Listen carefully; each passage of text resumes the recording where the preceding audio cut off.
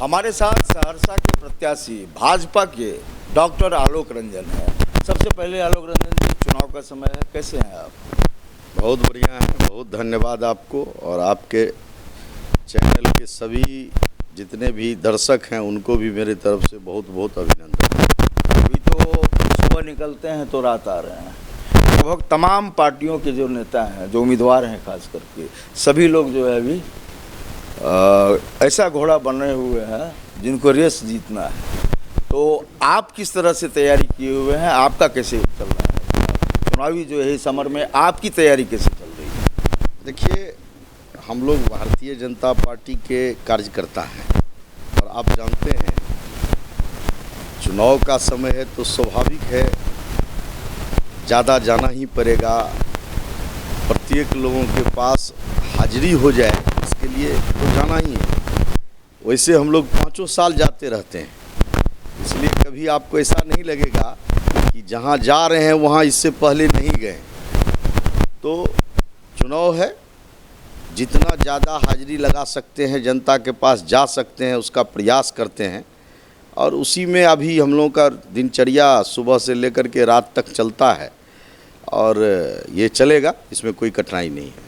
IP Gupta हैं आपके विरुद्ध जो है, अगर मैदान में कहें तो जनसुराज के किशोर कुमार मुन्ना है और ये 5 समाज के सबसे बड़े नेता। पहली बार हमें लग रहा है कि बिहार में उन्होंने अपने समाज को जगाया है और सहरसा से उम्मीदवार हैं, जबकि वो रहने वाले जमुई के हैं। और हमने अभी जितने कार्यक्रम देखे हैं उनके, ताबड़तोड़ भीड़ रही है और यहाँ भी जो जनसभा कर रहे हैं उसमें भी भीड़ रही है। चुनौती तो मिल रही है आपको? देखिए, अभी बिहार में एनडीए के सामने में कोई चुनौती नहीं है। जहां एक तरफ विशाल नेतृत्व हमारा देश के यशस्वी प्रधानमंत्री आदरणीय नरेंद्र मोदी जी हैं, उनके साथ हमारे बिहार के विश्वकर्मा आदरणीय नीतीश कुमार जी हैं, चिराग पासवान जी हैं, उपेंद्र कुशवाहा जी हैं, जीतन राम मांझी जी हैं।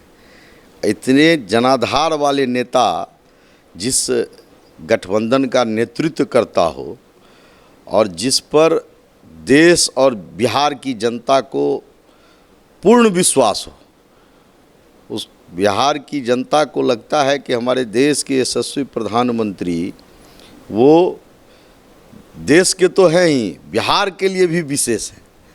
तो ऐसे नेतृत्व के गठबंधन से मैं चुनाव लड़ रहा हूँ मुकेश जी, उसको क्या चुनौती होगा आप हमको बताइए। और उसमें भी आप तो बहुत भारी भरकम करके अपने प्रत्याशी की बात बताए कि आईपी गुप्ता है। हमारे प्रत्याशी नहीं है, वो सहरसा विधानसभा के प्रत्याशी की बात आपने किया है और हम तो जा रहे हैं तो लोग कहते हैं कि बाप रे, कहाँ से ये जमुई का लोग यहाँ आ गया है, जिसको खोजने के लिए भी फिर जमुई जाना पड़ेगा। और जमुई के बारे में जब पता लगाते हैं तो कहता है कि वहाँ से तो भाग गया, निर्दलीय चुनाव लड़ा था, 7500 की 7000 वोट आया था और कितना लोगों को जो है, आप तो देखे होइएगा उस प्रत्याशी के पूरे बायोडाटा को आपने देखा है? बिल्कुल देखा। 18 केस उनके ऊपर है और वो केस कोनो ऐसा नहीं है कि किसी जो है सो कहीं जा कर के शहीद हुए हैं तो उसके लिए उसका केस है। शहीद होते तो फिर मुकदमा कैसा हो, समझे? या कोई ऐसा आंदोलन हो, उस आंदोलन में उनके ऊपर कोई केस हुआ है, ऐसी बात नहीं है। धोखाधड़ी का केस, फ्रॉडिज्म का केस, तो ऐसे प्रत्याशी यहाँ आए हैं। बरबोला क्या हैं, आप उनके बरबोला को यदि आप सुने होइएगा उनके वीडियो को, तो ऐसे व्यक्ति जो समाज के लोगों को के बीच विद्वेष पैदा करे, अपने समाज के लोगों को प्रेरित करे कि दूसरे समाज को कैसे तुम गर्दन में दांत देकर के काट दो, ऐसा प्रत्याशी क्या सहरसा, आप तो सहरसा के रहने वाले हैं। बिल्कुल, ये हमारा गृह जिला, आपका गृह जिला है। आप जानते हैं कि सहरसा कितना शांति प्रिय जगह है, यहाँ पर सभी समाज के लोग एक साथ रहते हैं। उस जगह पर आकर के इस प्रकार का विद्वेष फैलाने का काम करे, ऐसे प्रत्याशी को क्या कभी सहरसा जो है सो पसंद कर सकती है? सहरसा उसको कबूल कर सकती है क्या? आप हमको देखिए, यह तो जनता पर है, हम क्यों सलाह देंगे? जनता को तय करना है कि उनका प्रत्याशी जो है मैदान में कैसे सदन जाए, तो ये तो जनता के पाले का विषय है। लेकिन हम कुछ चुनौती तो देख रहे हैं, चूँकि भीड़ उनके साथ है। यह बात सही है कि यह भीड़ वोट में तब्दील कैसे होती है। एक चुनौती तो हमें अब और भी लग रही है। किशोर कुमार मुन्ना 2005 में ही सदन जा चुके हैं, वह भी निर्दलीय है और वे भी जनसुराज से उम्मीदवार हैं, तो चुनौती तो उनकी तरफ से भी हमें लग रही है। हमको तो किशोर कुमार मुन्ना जी कभी चुनौती दिखाइए नहीं पड़े। मैं जब जब चुनाव जीता हूँ सब बार किशोर कुमार मुन्ना जी निर्दलीय चुनाव लड़े और इस बार जो है वो जनसुराज से हैं। और जनसुराज के बारे में लोगों का आम धारणा है, जब आप मुकेश जी जाएंगे जनता के बीच तो लोग आम रूप से यही बोलते हैं कि वो जनसुराज नहीं है, वो महागठबंधन को जिताने के लिए वोट कटवा प्रत्याशी के रूप में खड़ा किए। और किशोर कुमार मुन्ना जी की भी छवि अभी के समय में एक वोट कटवा प्रत्याशी के रूप में मुझे स्पष्ट दिखाई पड़ रहा है। लोगों को लग रहा है कि यदि मैं किशोर कुमार मुन्ना जी को जनसुराज को वोट दूंगा तो इसका लाभ महागठबंधन को होगा। और महागठबंधन की सरकार बिहार की जनता कभी कल्पना भी नहीं कर सकती है। आप उसके राज को जब याद करता है लोग तो अभी भी देश सिहरने लगता है लोगों का। लोगों को, युवा को लगने लगता है कि हमको ऐसा नहीं है कि आपकी सरकार है तो अब अपराध बंद है, अपराध तो काफ़ी हो रहे हैं।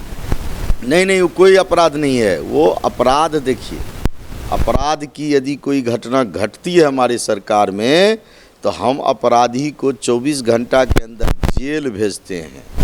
हम अपराधी का इनकाउंटर भी शुरू कर दिए हैं। लग रहा है उससे कुछ नहीं। आप ये जान लीजिए, हम अपने मुख्यमंत्री आवास से अपराधी का संरक्षण नहीं करते हैं। वहाँ से उसको जो है सो बचाया नहीं जाता है, वहाँ से उसको हैंडल नहीं किया जाता है। अपहरण का उद्योग हम मुख्यमंत्री आवास से नहीं चलाते हैं। और हमने ये बात, हम तो कहते ही हैं, हम तो शुरू से 15 साल के शासन को जनता के बीच जब इस प्रकार का शासन था तो उसी से लोग उब करके एनडीए की सरकार बनाई थी बिहार में। लेकिन उनके परिवार के लोगों ने भी इस बात की पुष्टि की कि जब आरजेडी की सरकार थी, लालू यादव की सरकार थी, तो मुख्यमंत्री आवास से अपहरण का उद्योग को चलाया जाता था। इसी एजेंडा पर तो आप लोग जीतते रहे हैं। खैर यह बात अलग है और 2005 से आप लोग सत्तासीन हैं। हमारा सवाल ये होगा, अतिरेक में नहीं बोलिएगा, आप एकदम कहिए कि चुनाव में अभी आपकी क्या स्थिति है और जीत को लेकर के आप कितना आश्वस्त हैं। अतिरेक में नहीं कहिएगा। हमने तो आपको स्पष्ट बताया। देखिए, बिहार की जनता इतना बड़ा नेतृत्व, विराट नेतृत्व को देख रहा है एनडीए का। बिहार की जनता 20 वर्षों के एनडीए की सरकार के कार्यों को देख रहा है और बिहार की जनता 15 साल के लालू यादव के शासन को झेला है। तो ये तीनों बातें बिहार की जनता जब देखती है तो स्पष्ट लगता है कि उसके मन में सेट है कि हमको बिहार को आगे ले जाना है, तो हमको एनडीए की सरकार को लाना है। और आप चल के देखिएगा, आप कभी मेरे साथ चलिएगा, आप लोगों को दिमाग में यही कहता है कि फिर वही राज लाएंगे क्या। हम लोगों को तो मार के भगा दिया जाता था। जब जाइएगा पिछड़े तबका में, गरीब तबका में, असहाय तबका के बीच, जब उसके दर्द को सुनिएगा आप तो आपको स्पष्ट दिखाई पड़ेगा। और कहता है, और अभी जो महागठबंधन का प्रत्याशी आया है उसके बारे में तो कहता है कि जैसे जैसे ही बोलता है और जिस प्रकार का इसका बोलने का टोन है, तो हम लोग ऐसे प्रत्याशी को सहरसा में कभी बर्दाश्त नहीं कर सकते हैं। और बिहार में कभी गुंडा राज, अपहरण राज, जंगल राज वापस लौटने नहीं देगी जनता। ये जनता पूर्ण रूप से आश्वस्त है। इसीलिए आप कोई जीत में कहीं कोई दुविधा नाम की कोई चीज़ नहीं है। चलिए, आखिरी सवाल हमारा होगा आलोक जी कि 5 ऐसा काम बताइए आप जो आप करना चाहते थे लेकिन इस कार्यकाल में आप नहीं कर पाए। नहीं, देखिए, मैं आपको बता दूं कि अभी जो सहरसा के कार्यों की बात आप करेंगे, विकास कार्यों की, तो हमने तो जितना अपने 2020 के चुनाव, मैं यह नहीं जानना चाहता हूँ, मैं जानना चाहता हूँ कि छूटे हुए काम आप नहीं जान, जब छूटे हुए काम बताइए ना। कार्यों को आप नहीं जानेंगे तो आगे के कार्य की कैसे चर्चा करेंगे। हमने जितना संकल्प पत्र अपने चुनाव में 2020 में हमने दिया था जनता को, उन सारे कार्यों को अपने एनडीए सरकार के कृपा से जो भी कार्य था सारा कार्य सहरसा का पूर्ण हो चुका। अब आगे की आप बात कर रहे हैं तो हम आगे यह मेरा सवाल यह है, आगे आप जानते हैं कि हम चाहते हैं कि सहरसा इंडस्ट्रियल हब बने। 5 काम हमें गिनाइए जो आप करना निश्चित रूप चाहते हैं। से सहरसा में कैसे इंडस्ट्रियल पार्क बने, इसके लिए सरकार ने घोषणा भी किया है। सहरसा का बस अड्डा जो है वो अंतर्राज्यीय बस अड्डा बने, ये हमारी इच्छा है। सुंदर स्वच्छ सहरसा बने, इस ध्येय को लेकर के हम आगे बढ़ेंगे। 3 हुआ, 2 और बताइए। और हमारा एकमात्र ध्येय है कि आने वाला समय में सहरसा लोग नहीं बोले, सहरसा को लोग शहरों का शाह कहे। उसको हम थोड़ा और स्पष्ट करते हैं। गेटवे ऑफ बिहार, जिस तरह से आईपी गुप्ता कहते हैं। वो क्या कहते हैं हम नहीं जानते हैं। सर्वश्रेष्ठ सहरसा बने, इसके लिए हमको आगे काम करना है। 5 लेकिन नहीं पूरा हुआ। नहीं, बहुत उसमें सर्वश्रेष्ठ सहरसा में सब काम आ जाएगा। चलिए, सर्वश्रेष्ठ सहरसा में सारा आ जाएगा। 5 काम हमने इनसे कहा कि आप बताइए जो आपके सत्तासीन रहते हुए वह काम नहीं हो सके हैं।